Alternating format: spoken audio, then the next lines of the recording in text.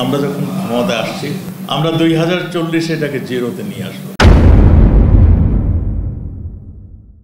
A single sentence of death to Asadujaman Khan Kamal.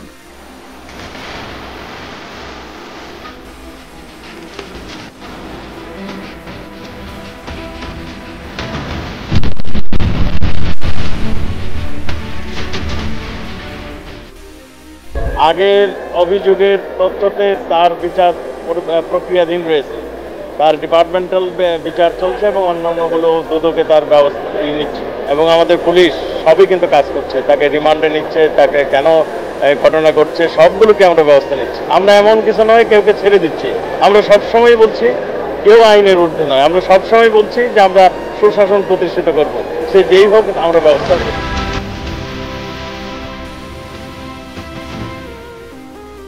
কার বিচার করতে বঙ্গবন্ধুর কন্যা যিনি বাংলাদেশটাকে পাল্টে দিয়েছেন, বদলে দিয়েছেন, পার ক্যাপিটা ইনকাম যেখানে $700 ছিল সেখান থেকে 3000-এর কাছাকাছি নিয়ে গিয়েছেন, যিনি বদলে দিয়েছেন বাংলাদেশকে, তার বিচার করবেন।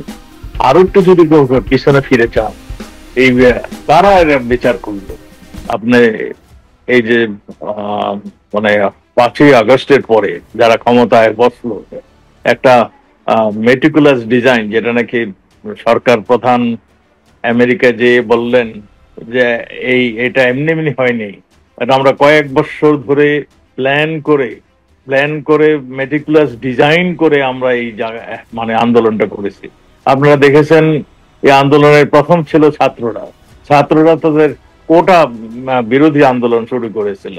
মাননীয় প্রধানমন্ত্রী বলছেন যে আমাদের কোটাই বাতিল করে দেওয়া হলো, কোনো কোটাই থাকবে না। আন্দোলন সেখানেই শেষ হয়ে যাওয়ার কথা ছিল, কিন্তু আন্দোলন শেষ হয়নি।